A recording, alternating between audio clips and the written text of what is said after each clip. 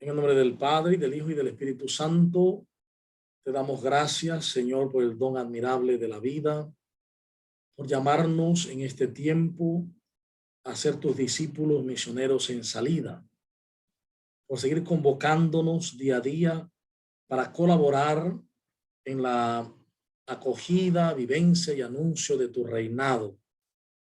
Que lo que compartamos en esta tarde-noche nos ayude a crecer para responder a tu llamada y así ser servidores como tú. Por Jesucristo nuestro Señor. Amén.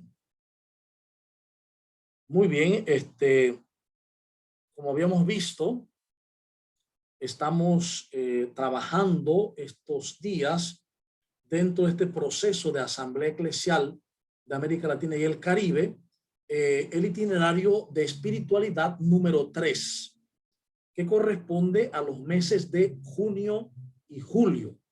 Y ya hemos visto el tema de este gran momento de espiritualidad, que es misión continental.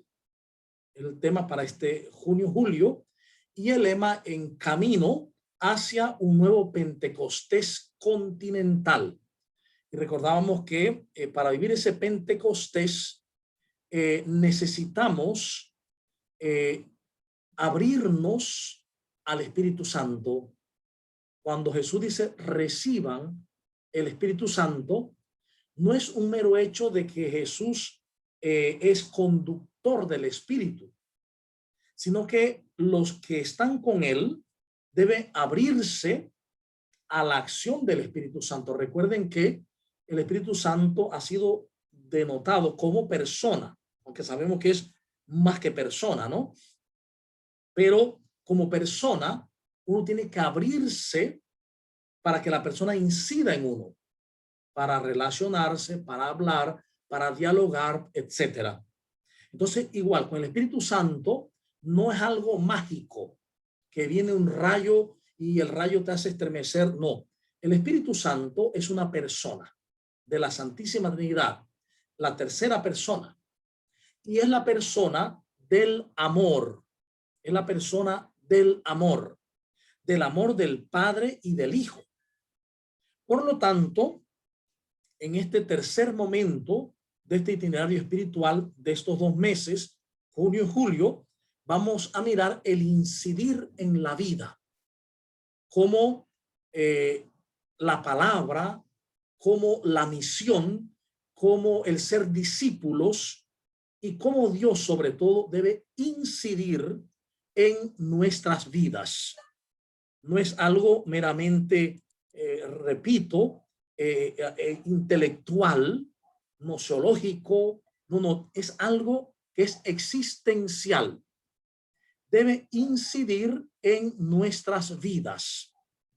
El Papa Benedicto, cuando escribió Deus Caritas Est, decía que una cosa es la información, otra cosa es la formación y otra la performación.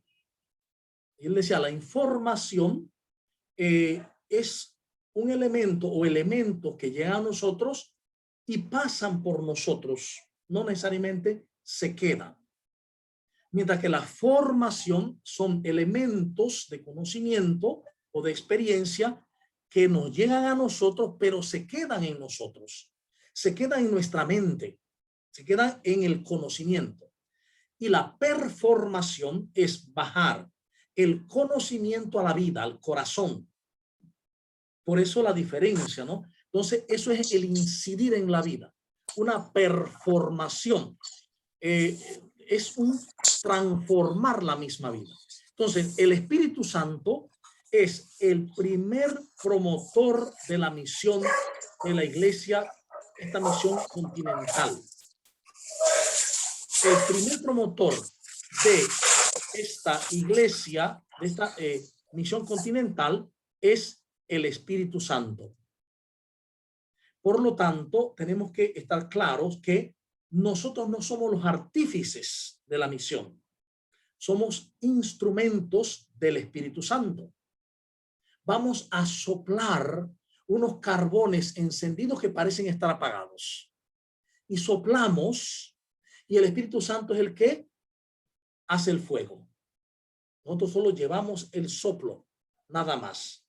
Por eso, en este momento de escucha para esta primera Asamblea Eclesial de América Latina y el Caribe, debemos decirle al Espíritu Santo, abiertos a él, que nos libere de la fatiga y el estancamiento. Que nos libere de la fatiga y el estancamiento. ¿Y cómo el Espíritu Santo puede hacer eso?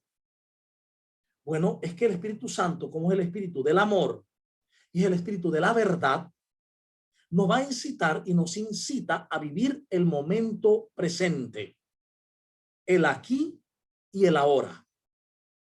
Nosotros solemos fatigarnos y estancarnos porque nos petrificamos en el pasado, porque estamos viendo mucho el pasado, los fracasos propios, los fracasos de los demás, los errores propios, los errores de los demás, de tal manera que lo que vemos en el presente no es más que la usurpación del pasado al presente.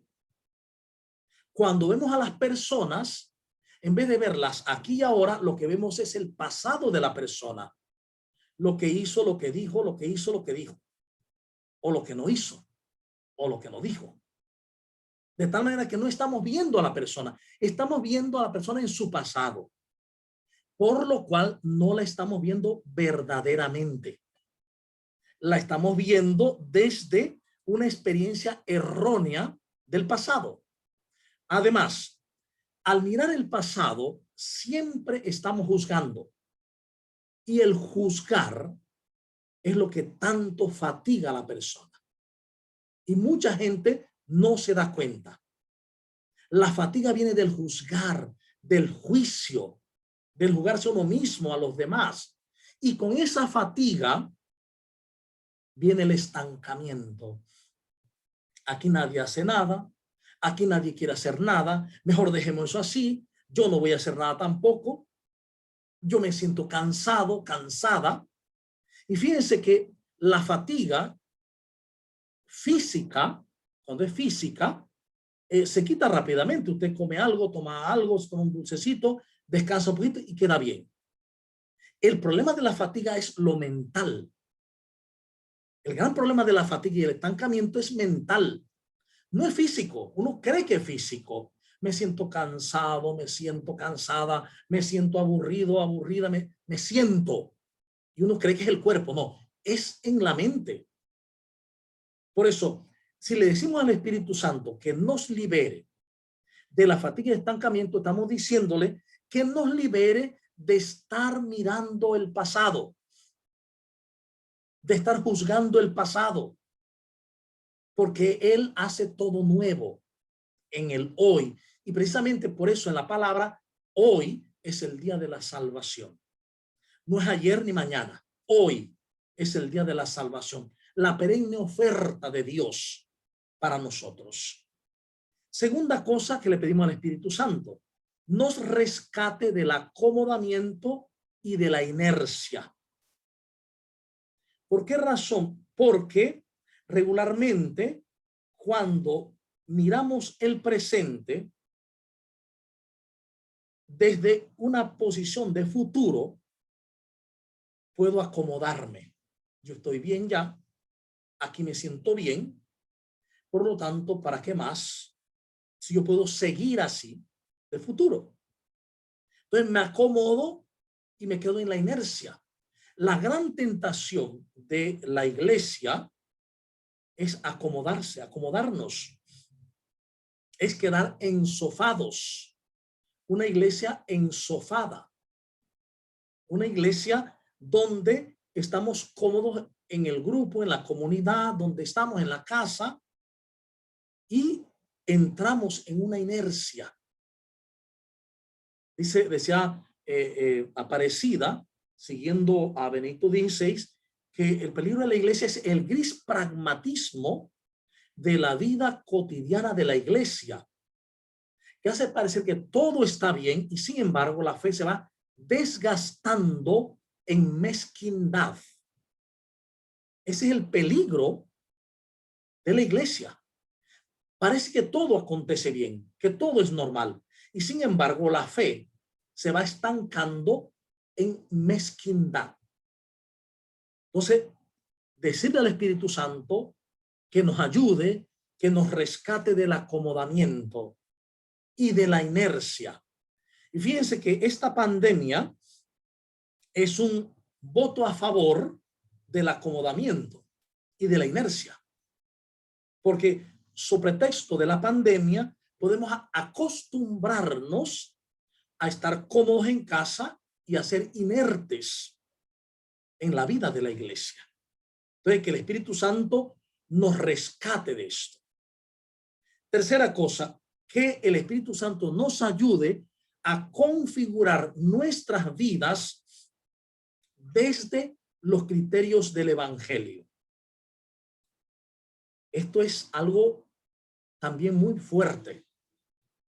Que el Espíritu Santo nos ayude a configurar, en una misma figura, nuestra vida con la de Jesús. Y aquí volvemos a la necesidad en este proyecto de la primera asamblea eclesial de recomenzar desde Cristo.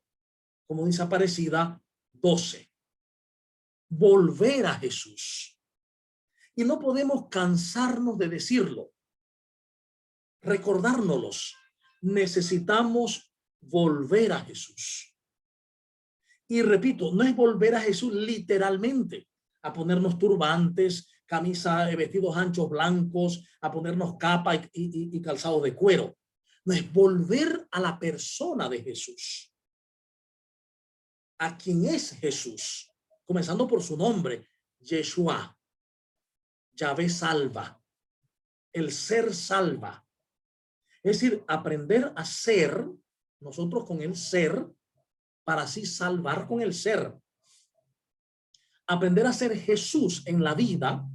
Recuerden lo que esto ya decía, citando a Sullivan, cuando él dice Jesús es lo que acontece cuando Dios actúa sin obstáculos en un ser humano.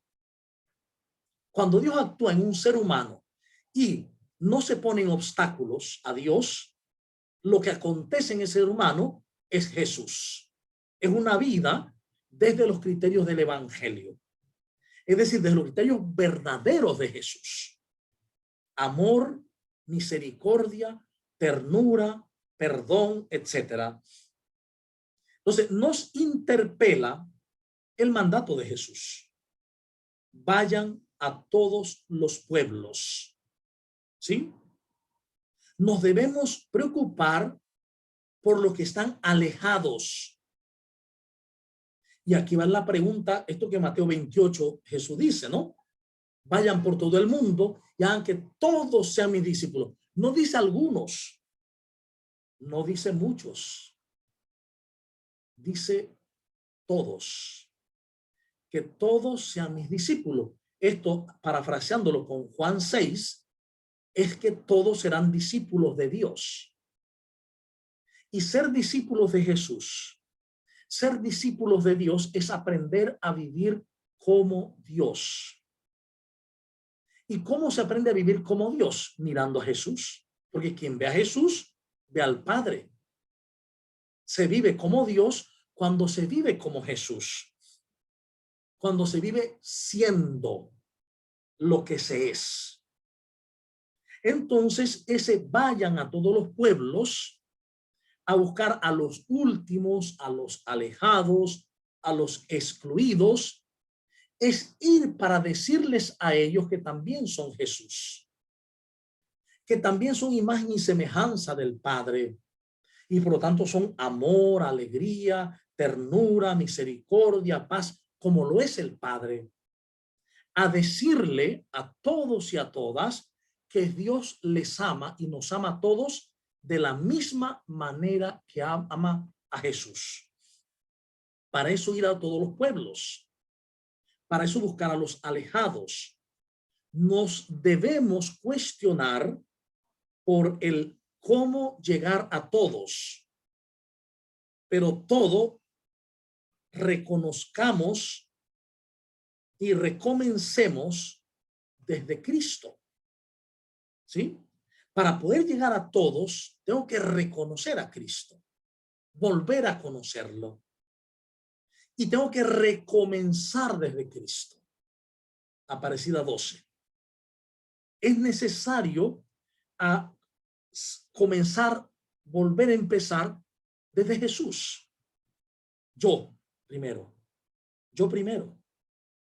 Necesitamos hacerlo, porque si no lo hacemos, no tendremos la fuerza, el vigor del Espíritu Santo para llevar esta titánica tarea, para llevar esta tarea amorosa, tierna a todas las personas, sin excepción, absolutamente sin excepción. Entonces, si alguien tiene ahí Aparecida, el documento de Aparecida, vamos a ver si podemos leer el numeral 12 de Aparecida. El numeral 12 de Aparecida para pues mirar un poco, entender un poco este camino que incida en la vida de todos y de todas en América Latina y el Caribe. Si alguien la tiene, ese numeral tiene Aparecida allí, documento, puede leerlo.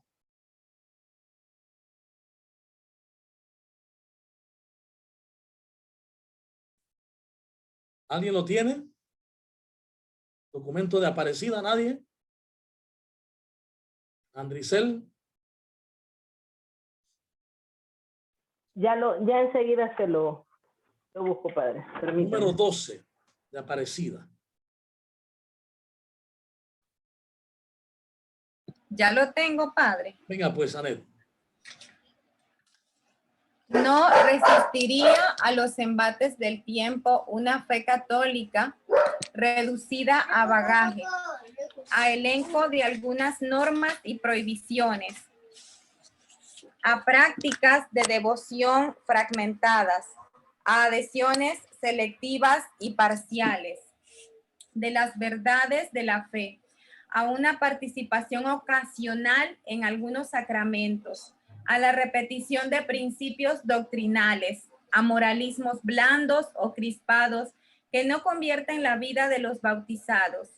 Nuestra mayor amenaza es el gris pragmatismo de la vida cotidiana de la Iglesia, en el cual aparentemente todo procede con normalidad, pero en realidad la fe se va desgastando y degenerando en mezquindad.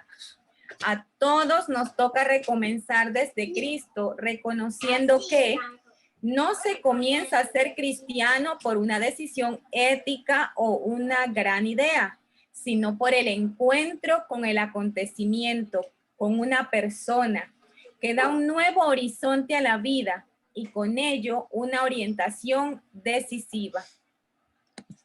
Muy bien. Entonces, fíjense cómo se está mirando que esta iglesia no va a resistir los embates del tiempo si seguimos como estamos. Por eso es necesario recomenzar desde Cristo. Y la única manera de recomenzar desde Cristo es en el encuentro con Jesús, el Cristo. En ese encuentro con Jesús, entonces nuestra vida cambia de horizonte, porque veremos la vida de otra manera, la veremos desde y como Cristo. Desde y como Cristo. Entonces vamos a dar unas preguntas para reflexionar y conversar en este momento en el incidir en la vida, como esa llamada a ser discípulos misioneros en salida, ¿cómo esto incide en nosotros? Entonces, la primera pregunta, ¿qué compromiso podemos asumir con nuestros vecinos, familiares, amigos, a la hora de pensarnos discípulos misioneros en misión continental permanente?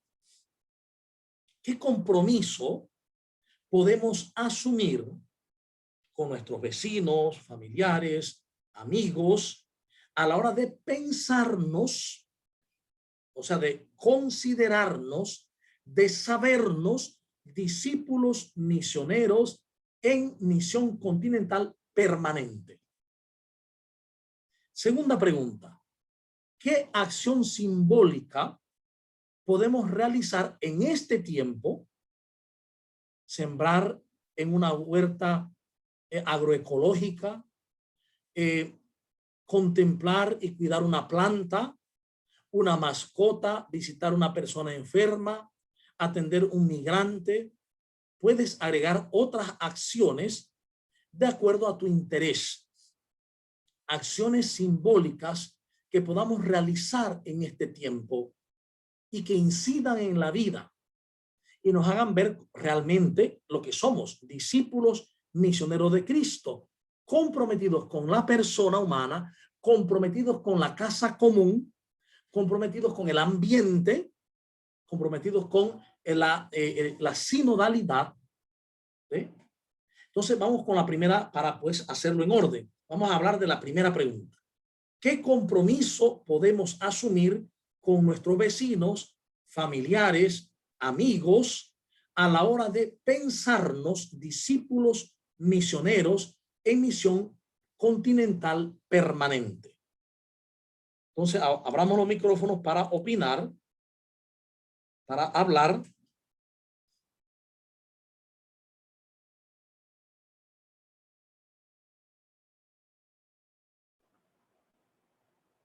Bueno, padre, buenas noches a todos, hermanos. Yo pienso que el compromiso que podemos asumir es de compartir o motivar, no solo con palabras, sino también con nuestra forma de ser, a las demás personas, para que conozcan a ese Cristo que es amor, para que se sepan amados, para que vivan la alegría del amor del Señor a pesar de cualquier circunstancia o las cosas normales que acontecen en el día a día. Pienso que ese es un compromiso que podemos hacernos desde que abrimos los ojos, ¿no? Con nosotros mismos y con nuestra familia cercana, con nuestros vecinos, con nuestros compañeros de trabajo. Muy bien, muchas gracias, Andricel. ¿Alguien más? Bueno, creo que ese planteamiento que usted hacía me resulta un planteamiento bastante liberador. Ir esa idea en concreto, lo que usted decía de que vemos la usurpación del pasado de la persona en su pasado y no en su presente. Y creo que un buen principio, algo que podríamos hacer, es transmitir esa buena noticia y decirle a los demás. Creo que hay como mucho esa cultura de estar siempre haciéndole ver al otro su error del pasado y decirle a la persona, no, mira, yo te miro en tu presente ahorita, eres hijo de Dios, amado, yo te amo, eres importante para mí, y como cambiar ese chip que hay, porque casi siempre te presentan a alguien o conoces a alguien o alguien de tu familia conversa contigo y siempre el lenguaje, no, es que te acuerdas, ese fulano, y siempre hay como ese lenguaje en miras hacia el pasado.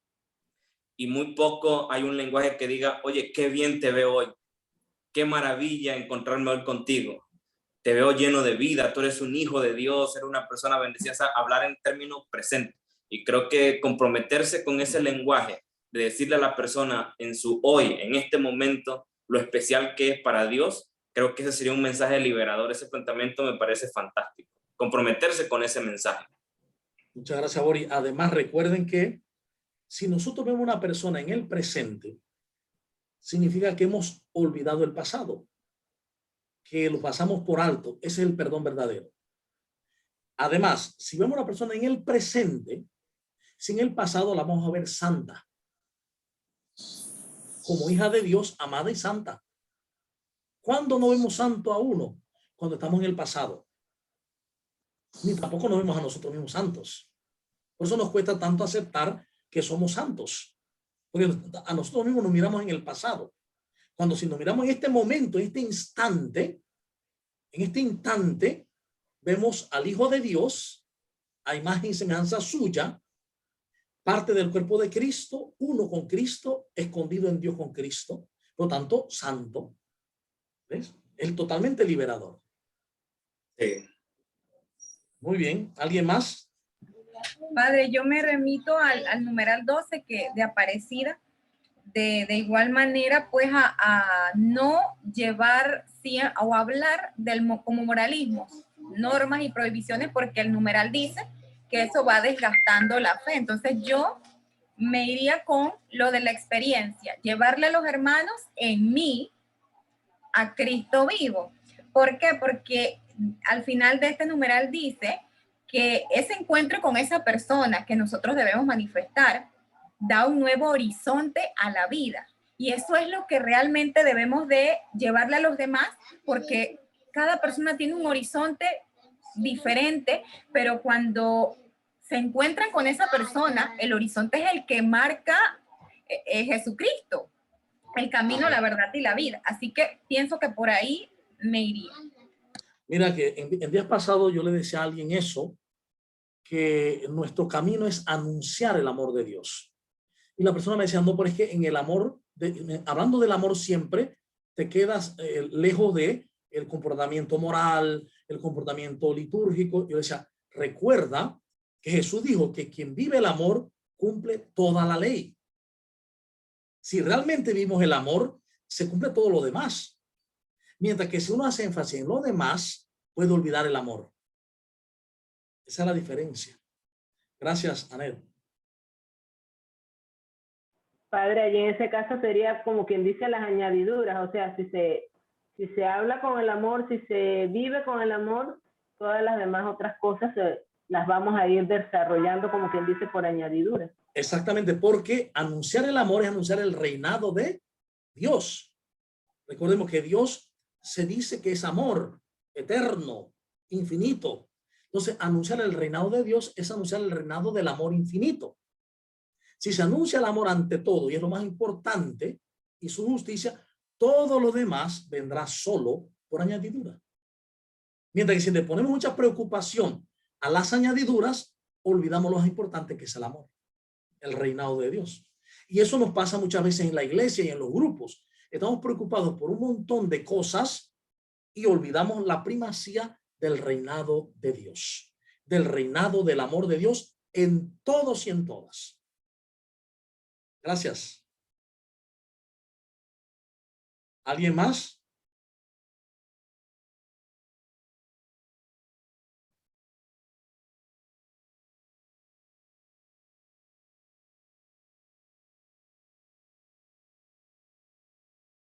¿No han dicho algo? Y es que no mirar a la persona en el pasado nos puede dar miedo. Es decir, pretender mirar a una persona en el presente, dejando el pasado, pasándolo por alto, nos puede dar miedo de que nos vuelvan a hacer lo que nos hicieron en el pasado. Pero esa voz que nos dice eso no es el espíritu, es nuestro propio ego, el yo falso. ¿Sí? ¿Por qué razón? Porque en realidad, lo que vemos frente a nosotros es siempre un espejo de nuestro interior. Hoy, la neurociencia y la física cuántica están unidas. Estaba viendo un tema en una de las facultades de España, creo que era cerca de Cantabria. Estaban dando en una universidad un tema de un especialista español, porque está dando clase en Roma, y era la teología y la física cuántica. Entonces es impresionante cómo desde la física cuántica, de la neurociencia, nos estamos dando cuenta que efectivamente el mundo que vemos está aquí. Porque todo lo que vemos es percepción e interpretación de la mente. Nosotros creemos que el mundo está afuera. No, el mundo está realmente dentro. Porque lo que uno percibe ni siquiera es la verdad, es una interpretación de luces, de fotones que captan los ojos o los sentidos, se lleva la información al cerebro y en el cerebro se reinterpreta la imagen. Entonces, la misma psicología dice, también hoy, desde hace ya varias décadas, que regularmente estamos viendo en los demás una proyección nuestra. El fenómeno de la proyección psicológica o la identificación psicológica también. Entonces, ya la espiritualidad nos ha dicho esto. El mundo es un espejo al que debo agradecer siempre, porque me está haciendo mirar, haciendo ver lo que llevo por dentro. Por eso Pablo decía, para los puros todo es puro, pero para los impuros todo es impuro, porque se ha pervertido con la concupiscencia del mundo. Es la perversión de la mente en el yo falso que tengo, el yo que yo creo que soy pero no soy. Esa perversión lo que hace que yo vea lo que veo. A diferencia, si veo con el yo verdadero, desde los ojos de Jesús, todo lo voy a ver puro. ¿Ves? El que anda viendo todo impuro por todos lados, cuidado, que lo que está revelando es su propia impureza escondida. ¿Sí? Es interesante cuando uno hace los test psicológicos al respecto, ¿no? Cuando uno los hace sin avisarlos. Porque tú estás viendo entonces esa proyección continua. Por eso es que dice el Evangelio, dichosos los de corazón puro, porque ellos verán a Dios. ¿Qué significa el corazón puro? Recuerden, corazón y mente es lo mismo en el lenguaje espiritual, por así decirlo. Que hubo un proceso en el mundo hebreo en que antes se creía que las emociones estaban en las entrañas, porque se sentían en las entrañas, ¿no? O en los riñones después, o incluso en el corazón ahora. Últimamente Israel creyó que el corazón como centro de emociones. ¿Sí? Y hoy sabemos también por la física cuántica, la neurociencia y todo lo demás, que el corazón tiene como 50.000 neuronas, unas muy especializadas, y que también hay neuronas especializadas en el estómago, no solo en el cerebro. Y, por lo tanto, darnos cuenta que un corazón puro, que es lo que dice el Evangelio, en la bienaventuranza significa una mente pura. Y una mente pura es la mente que vive el aquí y el ahora. Una mente que está en el pasado no es pura. Está llena de resentimiento y de juicio. Una mente que está en el futuro no es pura. Está llena de miedo, de pronto expectativas, de agobio por el futuro. Solo la mente está en el momento presente, es pura, está limpia, no tiene juicios. Y solo así puedo ver a Dios, comenzando por mí mismo, por el que veo enfrente y por los acontecimientos. Solo así veré a Dios en la palabra, en la Eucaristía, en la comunidad, cuando estoy aquí y ahora. Si no, yo voy a la comunidad y estoy juzgando a los de la comunidad y ya no veo a Dios, veo culpables. Sin darme cuenta que a esos que culpabilizo al juzgarlo, me juzgo a mí mismo. ¿Sí? Lo que dice la carta a los Romanos, capítulo 2, ¿no? Quien quiera que seas, tú que juzgas, te digo que eso que juzgas en los demás, lo juzgas en ti mismo y lo haces tú mismo. ¿Sí? Por eso, la importancia de tener un corazón puro. ¿Qué más? A ver, sobre la pregunta. ¿Qué más? Vayan a todos los pueblos, ¿no? ¿Qué compromiso podemos asumir con nuestros vecinos, familiares, amigos, a la hora de pensarnos discípulos misioneros en misión continental permanente? ¿Qué compromisos?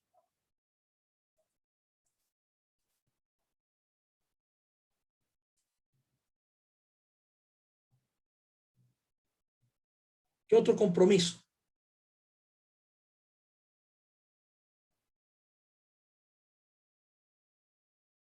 Si ya lo han dicho todo, entonces vayamos a la segunda pregunta. La segunda pregunta es, ¿qué acción simbólica podemos realizar en este tiempo? Estamos en el tiempo de escucha hacia la primera Asamblea Eclesial de América Latina y el Caribe. Estamos en un tiempo, recuerden que hay 3 hitos de Río de Janeiro a Aparecida, de Aparecida a Querida Amazonía y de Querida Amazonía a el jubileo de Guadalupe y de la redención. Estamos en este tercer hito. Estamos desde querida Amazonía, donde ya se nos menciona en la Madre Tierra, que ya había hablado de Laudato Si. Entonces, en cuanto a Laudato Si, en cuanto a querida Amazonía, en cuanto al amor a la naturaleza, la casa común, el amor a los hermanos, ¿qué signo, qué acción simbólica podemos hacer? Ahí ponen por un ejemplo, sembrar una huerta, contemplar y cuidar una planta, cuidar una mascota, visitar a una persona enferma, atender a un migrante, y se pueden añadir otras más que uno pueda hacer. Pero, ¿qué nos parecería a nosotros? ¿Qué acción podemos realizar de manera práctica en este tiempo?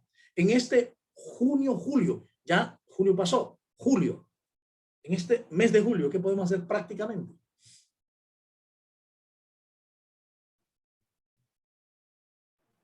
Bueno, padre, yo pienso que esos ejemplos que menciona el documento son bien sencillos y bien prácticos.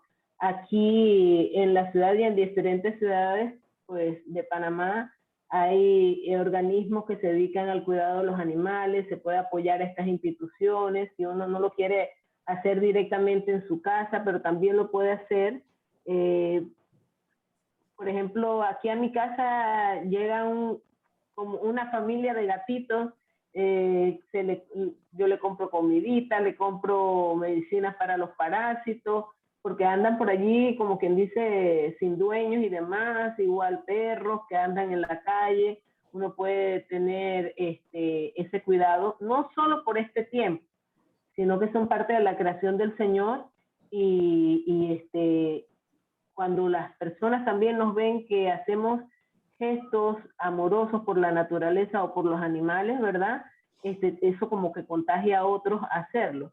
Pues yo recuerdo que yo tenía, aquí llegaba un gatito, yo lo más que hacía era tomarle fotos, pero yo no quería comprometerme con el gatito a darle alimento porque no quería que el gatito se quedara, pero a pesar de que no le daba ni alimento ni agua, el gatito tenía como un año de estar aquí. Y una vez llegó una amiga y me dice, ay, tú no le compras comida, yo le voy a regalar la primera bolsa. Ella regaló la primera bolsa y de ahí quedé yo enganchada con el gatito. Ahora resulta que una bolsa no me dura la semana porque llegan como 6 gatos a comer. Y bueno, pues pero se siente tan hermoso. Realmente al principio no lo quería hacer, pero no era ni siquiera por la...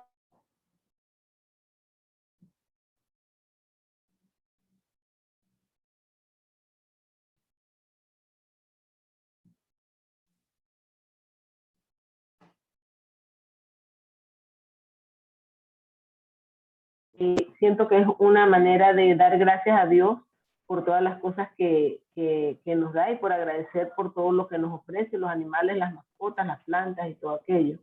Y de igual manera, el cuidar las plantas, el tener ese amor por la naturaleza, yo siento que contagia a otros. Por ejemplo, a mí me gusta ahora mismo, desde todo este tiempo de pandemia, antes no sacaba el tiempo, antes lo hacía, pero después no, a sembrar matas y demás, y me da risa que a veces voy poniendo las matas en el estado, las flores, y la vez pasada hubo unas personas que se acercaron y me preguntaron que si era que yo tenía un vivero, porque veían diferentes flores y demás, entonces ese cuidado y amor por la naturaleza ha hecho que otras personas que están en los mismos escriben y comentan y compartimos información de animales, compartimos información de plantas y se hace una bonita comunión al respecto. Personas que de repente no son tan amigas, pero ven los mensajes que uno le tiene amor por las plantas y demás, y que de repente quedan compartiendo plantas con uno, intercambiando plantas, o sea que se hace una comunión también y un compartir hermoso. Muy bien, gracias. ¿Alguien más puede decir algo? Sí, buenas noches, padre. Buenas noches a todos. Sí, no estaba siguiendo los comentarios bien profundos, ¿no? Realmente.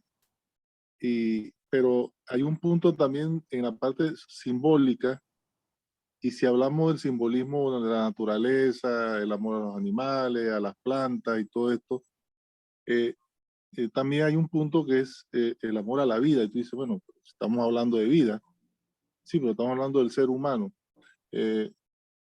A veces yo traigo como a colación eso, lo que a veces uno escucha y ve, ¿no? Porque ahora mismo hay unas tendencias, ¿sí?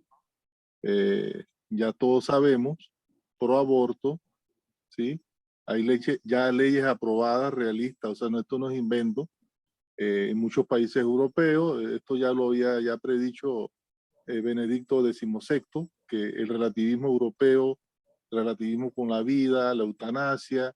Entonces, también son puntitos como que lo lleva a uno a pensar hasta dónde uno se puede hasta involucrar también en apoyar grupos, organizaciones que bueno, que dan la cara por uno, porque a veces nosotros no damos la cara, pero lo hacen otros por uno, cuando saben de resoluciones que hace la ONU, pro aborto, esto, o cuando hay una tendencia, una ley que puede estar por ahí pululando en la asamblea, que nosotros ni sabemos, todo eso se mantiene en situaciones, agendas ocultas, pero es para llamar la atención a que estemos pendientes, ¿no? También a eso, porque en otros sitios sí es algo ya, un enfrentamiento duro que hay, y que la iglesia sí ha puesto una postura muy clara, ¿no? En defensa, ¿no? De la vida, porque se dan los términos que se deben usar, ¿no? Cuando interrumpes la vida, lo que estás produciendo es la muerte, estás produciendo un asesinato, ¿no? Pero todo el mundo lo ve como ya, como si fuera, como ocurre siempre en las guerras, ¿no? Después de un primer muerto, ya nadie lo ve. Ya van 2, ya van 3 y ya nos vamos como acostumbrando. Pero realmente eso es algo que llama la atención. En la parte no solamente médica, en la parte ética, en la parte humana, como Cristo mismo, ¿no? Porque esa es la vida que Dios está enviando, ¿sí? Ahí está Dios. Ya Dios estaba desde antes de su concepción planeando venir. Y están rompiendo esa relación Dios-hombre. Y eso traza también ciertas situaciones como de conducta de grupos o sistemas que quieren acallar también hasta la voz de Dios en ese sentido, que es acallar la vida.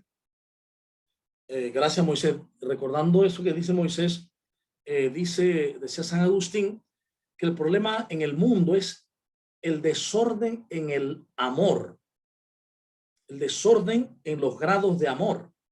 Entonces puede haber personas que son pro aborto, pero quieren mucho a los gatos y son pro animales y que hay que adoptarlos y que hay que no dejarlos en las calles. O sea, esos criterios vienen porque hay un desorden en el orden del amor. El primer orden es la vida del ser humano, desde su concepción hasta su muerte natural. Entonces, es cierto, en esto hay que tener mucho cuidado, porque también se da mucho que hay muchas personas que pueden tratar muy bien a los animales, pero tratan muy mal a las personas. Eso también es un desenfoque en el origen y sentido de la vida. Hay un orden de amor a la vida. La vida de Dios, la vida humana, y luego la vida de los animales, ¿sí? A veces se invierten. Amo a los animales, quiero a las personas y amo el dinero.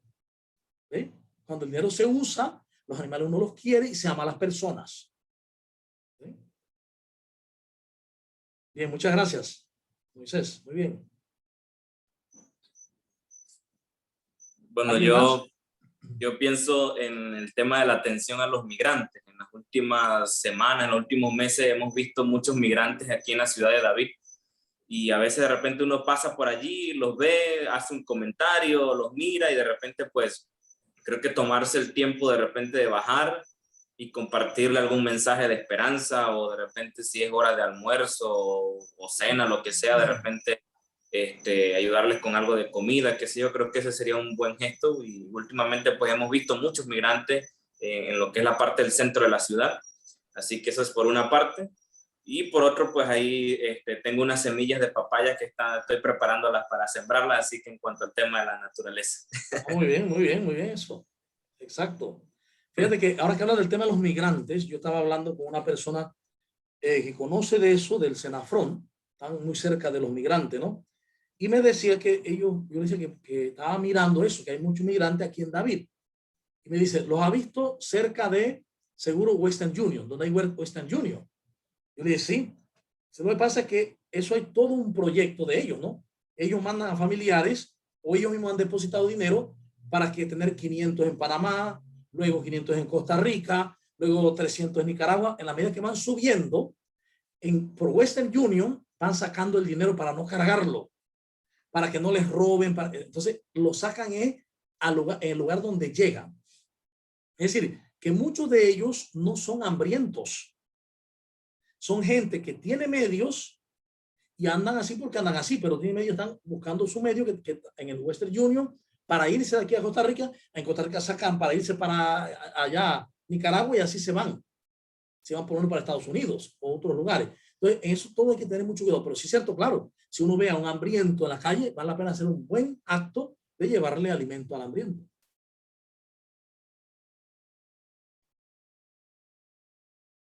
¿Alguien más?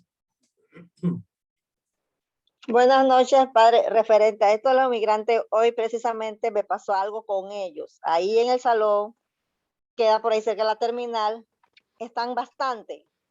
Y yo los vi, cargaban como 2 bebés. Y yo iba a salir a darle comida porque teníamos una comida que nos habían llevado ahí al restaurante, del restaurante. Pero cuando me voy a salir me dice una de las chicas, Noricita, ¿por qué lo vas a hacer? Digo, porque ellos andan por la calle, necesitan alimento, mira esos bebés. Y le empecé a decir, sí, pero ellos tienen más plata que yo, que tú juntas. Digo, pero ¿cómo tú me vas a decir eso a mí, la muchacha venezolana? Dice, Noricita, yo me conozco eso. Esa manera de ellos hacer, dice, sí hay unos necesitados, dice, pero míralos a ellos. Los toditos cargaban celulares y andaban como buscando una dirección, algo así. Dice, si tú le das ahorita eso a ellos, los vamos a tener aquí todos los días. Pero entonces yo me quedé con esa cosa y ese, como digamos, ese remordimiento y esa cosita. Y teníamos unas leches y unas cositas ahí, así que salí y le di las leches para los niños. Y ahí se pusieron, pero en la lengua de ellos no le entendí absolutamente nada, nada más entendí que me dieron las gracias. O sea, son cosas que a veces uno tiene y se queda como con esa cosquillita de que si hice lo correcto o no hice lo correcto. Si Y lo ahora hiciste que con el comento corazón, esto, fue correcto. no sé, porque de veras me dio más, los bebés, cargaban como 3 bebés. Así que tenía esa curiosidad y esa inquietud también y ahora que para compartirlo con ustedes. Gracias. Muy bien, gracias, gracias. Yo creo que ante la duda. Yo siento que un caso como ese, padre y Noris y todos hermanos, es mejor dar porque vaya y sí lo necesitan de verdad. Y o sea, yo recuerdo una vez que yo tenía esa duda ahí en Catedral con unos señores que llegaban, no sé si recuerda, padre, yo le mencioné al padre y el padre me dijo, bueno, yo prefiero pecar por dar que por no dar, ¿no? En el sentido de que de nosotros no depende que vayan a hacer ellos con el dinero, pero si lo damos con el corazón, pues ya hemos hecho una obra nosotros. O sea, no podemos tener el control de qué vayan a hacer los demás en un momento dado, si lo vayan a aprovechar adecuadamente, pero sí yo pienso que lo que hizo Noricita está perfecto. Sí, sí, sí. Recuerda que los milagros brotan del amor y producen amor. Lo importante es hacer los actos con amor. Si la otra persona hace otra cosa, pues ya eso escapa de nosotros. Pero uno lo hizo con amor. Y ante la duda, mejor dar. Padre, mire que yo tengo una hermana que vive en los planes de Hualaca, donde están el campamento de ellos. Ajá. Y hace unas semanas me dijo mi cuñado que uno de ellos se acercó porque no sé, como que se iba a ir por otro camino y tenía que pasar enfrente donde estaba mi cuñado y le dijo que por favor le regalara agua y sal. Entonces él le preguntó que para qué quería eso y él le dijo que era para aguantar hasta donde él iba, porque con agua y sal así él iba a poder llegar hasta donde él tenía destinado, no sé si era David o era la frontera. Entonces, pues, mi cuñado le dijo a la esposa de su hermano, no, lo que estaba pasando, y la muchacha corriendito le hizo unas hojaldras, le hizo un chocolate, le hizo unas cosas, porque andaban como 2 o 3 en esa situación. Entonces, yo pienso que sí, lo que usted dice es muy cierto. Para uno abstenerse o dar, es mejor dar, porque uno no sabe la real condición de ellos. Imagínense, él no pidió comida, pidió agua y sal para poder aguantar hasta donde llegaba. Ajá. Muy bien. ¿Alguien más?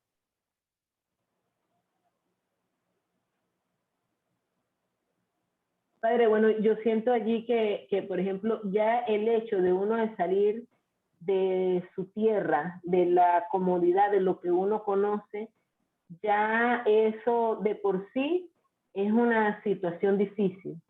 Entonces, no creo que una persona salga por, como quien dice, totalmente, lo vemos hasta en la palabra, ¿verdad? Los hermanos cuando salieron, salen, pero bueno, salen en grupos, se sale como quien dice acompañado, realmente tienes una familia, pero hay muchas de estas personas que también salen como que solos a encontrarse a un mundo, no saben a lo que se van a enfrentar, no saben a lo que se van a encontrar, desde personas corruptas hasta autoridades corruptas que pueden querer abusar de ellos de diferentes maneras. Y yo siento que eso tiene que ser una necesidad muy grande. Y recuerdo en la época que muchas personas viajaron de Panamá a otros países, como a Canadá y Estados Unidos, buscando una mejor posibilidad de vida por la situación que estaba viviendo Panamá. Entonces, ojalá que nosotros no tengamos nunca que experimentar eso, pero siento que no podemos ser indiferentes a las necesidades que otros países vecinos de la región incluso están experimentando. Entonces a veces nos volvemos porque nos encontramos con personas que en un momento dado hacen una acción incorrecta al referirse, por ejemplo, o menospreciar a los panameños por su capacidad intelectual o por su acervo cultural, pero esos son algunos, y a raíz de esos algunos catalogamos, bueno, tales personas de tal nacionalidad son así o son así, los estigmatizamos y los vemos, como dice usted, decía anteriormente, desde un pasado. Entonces, no nos gustaría que un familiar nuestro, que un hijo nuestro, que un sobrino nuestro, viva una circunstancia así y no reciba la ayuda si está en otro lugar. Sí, aquí lo interesante es aprender a ver a Jesús en el otro. Lo que dice Nuevo Milenio Neunte, descubrir a la Trinidad en mí para poder verla en los demás, en el otro.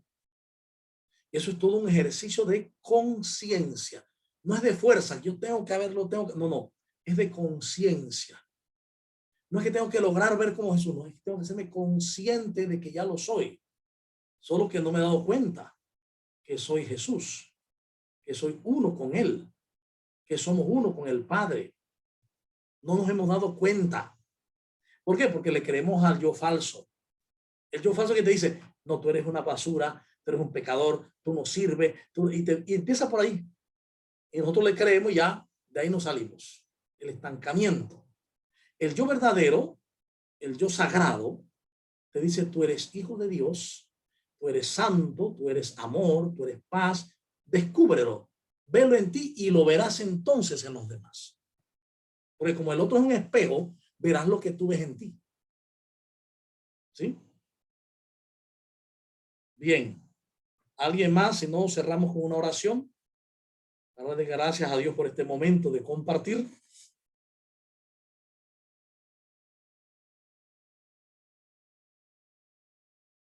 A ver, alguien que haga la oración.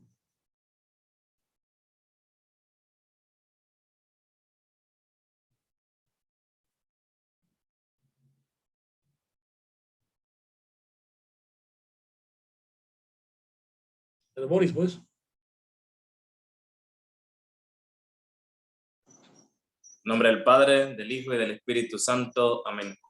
Te damos gracias, Señor, por este momento especial en el que nos permite compartir este tema que viene a darnos esa gracia de liberarnos, de reconocernos hijos tuyos, de ser capaces de ver en el prójimo y en el hermano tu presencia y de reconocernos delante de ti como santo, porque tú eres santo.